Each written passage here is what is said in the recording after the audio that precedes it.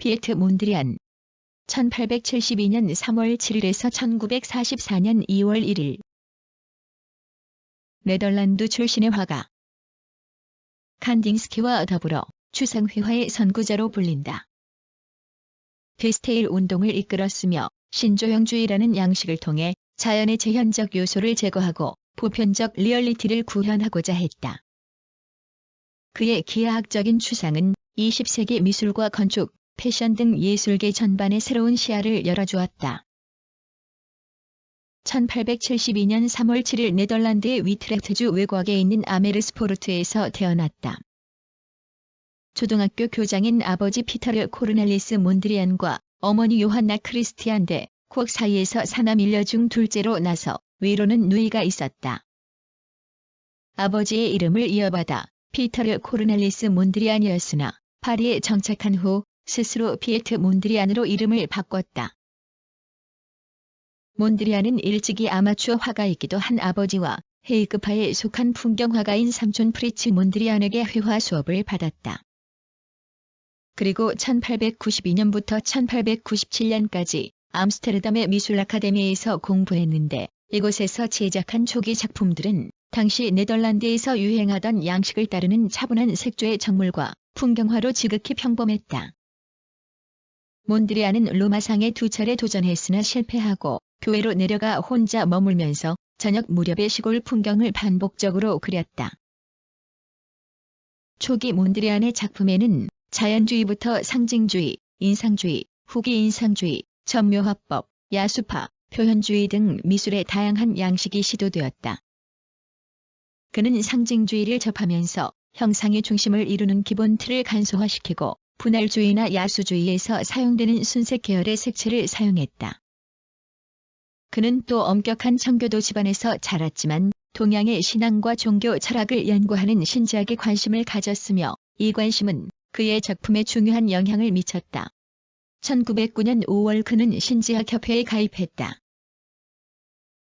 몬드리안은 1911년 암스테르담에서 열린 첫 번째 현대예술그룹 전시회에서 파블로 피카소와 조르주 브라크의 입체파 회화를 접한 후 파리행을 결심했다.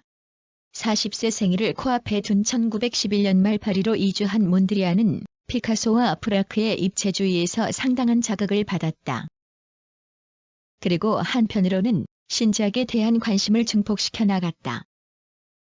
그는 영적 본질과 세계의 물리적 외형을 결합시키고자 꽃, 나무, 인간의 형체 등을 주제로 작품을 제작했다. 몬드리안은 1912년 이래로 화면 위에 검은 선들을 그리드 형태로 그렸다.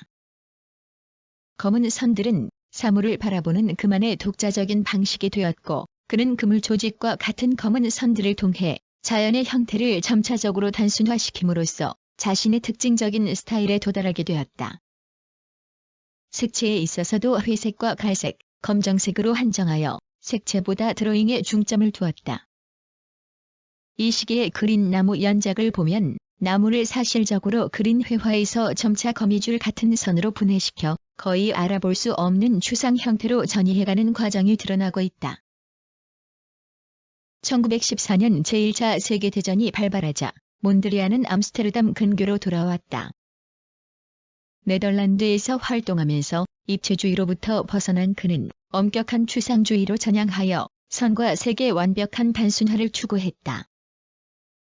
그는 신지학에서 영적인 정당성을 발견하고 예술을 추상적인 신성함으로 규정했다. 1917년 몬드리안은 같은 네덜란드 출신의 화가 테오 판두스부르흐와 함께 데 스테일 데스티질 그룹을 결성했으며 잡지 데 스테일의 신조형주의, 즉 진정한 추상주의 회화에 대한 주요 이론을 게재했다. 몬드리안은 엄격하고 기하학적이며 추상적인 회화를 추구하는 자신의 시각을 신조형주의라고 불렀다. 그는 우주적 진실을 표현하기 원했고 이를 위해 형식을 기하학적인 형태로 환원하고 선을 수평과 수직의 축으로 환원하며 색채를 삼원색과 흰색, 검은색, 회색으로 환원하는 가장 단순한 방식을 택했다. 그에게 수직선은 생기를, 수평선은 평온함을 나타내는 것이었다.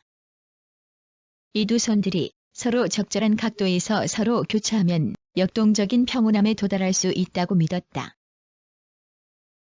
몬드리안은 1919년 파리로 다시 갔다.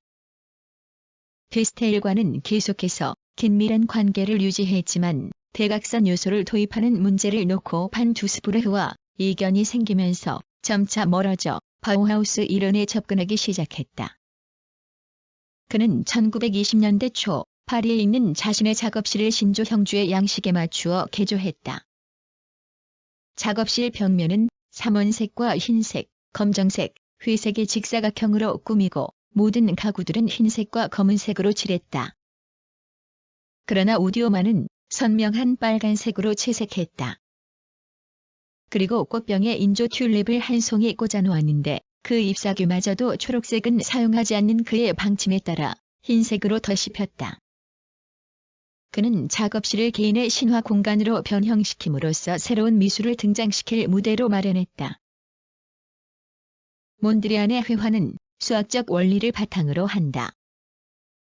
그는 직각으로 교차되는 선과 흰색, 검정색, 회색의 무채색에 대립되는 빨강, 파랑, 노랑의 삼원색을 농도와 명도가 일정하도록 채색함으로써 이를 가시화했다. 1921년 몬드리안은 구성이라는 연작을 발표했다. 이 연작은 절정기에 이른 그의 예술 세계를 잘 보여주는 것으로 커다란 빨강과 파랑의 색면이 전해주는 힘과 색채의 상승 확장하는 움직임이 삶의 에너지를 느끼게 해준다. 색채의 움직임을 실험하면서 몬드리안은 중심이 비어있는 구성을 발견하게 되는데 힘의 발산을 암시하는 하얀 색면은 1921년 이후로 자주 등장하는 주제가 되었다. 1930년과 1931년의 몬드리안은 흰색 배경의 검은 선을 수직과 수평으로 그려 넣은 매우 급진적인 추상의 형태를 보여주었다. 이는 그로 하여금 더 이상의 발전이 불가능해 보이는 지점에 이르게 했다. 1932년 이후 그는 반복과 연작, 모사의 원리로 돌아갔다. 그는 이전에도 대가들의 작품을 바탕으로 일련의 모사를 시작한 바 있었다. 그러나 이제는 검은 선 자체를 모사하기 시작했다. 그 결과 이중선이라는 특징적인 형태를 이끌어내게 되었고 그는 1930년대 내내 이를 복잡한 선의 망조직 속에서 발전시켜 나갔다. 이러한 그의 작품은 현대적이고 기계적으로 보이면서도 다른 한편으로는 고전적인 비례와 조화가 절묘하게 어우러지고 있었다. 1938년 제2차 세계대전의 전운이 들이우자 몬드리안은 파리를 떠나 영국으로 이주했고 1940년 다시 뉴욕으로 갔다. 뉴욕시기의 몬드리안은 선에 우선하는 복잡한 색채 평면을 표현함으로써 형식 실험의 진전된 단계에 도달할 수 있었다. 항상 음악에 관심이 많았던 그는 뉴욕에서 빠르고 격렬한 비밥 스타일의 최신 재즈 음악을 접하게 되었다. 이 음악과 뉴욕이라는 대도시의 역동성이 몬드리안의 후기 작품에 중대한 영향을 미쳤다. 뉴욕에서 몬드리안은 이전에 작품에 등장하던 특유의 검은 선들을 삼원색의 띠 형태로 대체시킨 뉴욕시티 연작을 선보였다. 그의 작품 브로드웨이 부기우기는 검은 수직선과 수평선이 사라지고 노란색 띠의 작은 색면들이 스타카토식으로 더해진 그림으로 시각적 음악이라고 할 만큼 생생하고 리드미컬한 움직임이 느껴진다. 또한 뉴욕을 환히 비추는 네온사인 불빛에 비친 대도시 생활을 신조형주의와 네덜란드적인 시각에서 독창적으로 해석함으로써 그의 표현 양식의 마지막 변화를 보여준다. 통제된 우연성 속에서 선과 색의 다양한 편주를 보여준 몬드리안은 1920년부터 활동 마지막 순간까지 순수 추상의 원칙을 충실하게 지켰다. 그는 1944년 2월 1일 뉴욕에서 폐렴으로 생을 마감했다. 그의 나이 72세였다. 그의 마지막 작품으로는 승리 부기우기 빅터리 부기우기가 있다. 아마도 제2차 세계대전의 승리를 기원하며 이름 붙인 듯하다. 그러나 이 작품은 그의 죽음으로 인해 미완성으로 남았다. 이듬해인 1945년에는 뉴욕 현대미술관에서 유작 회고전이 열렸다.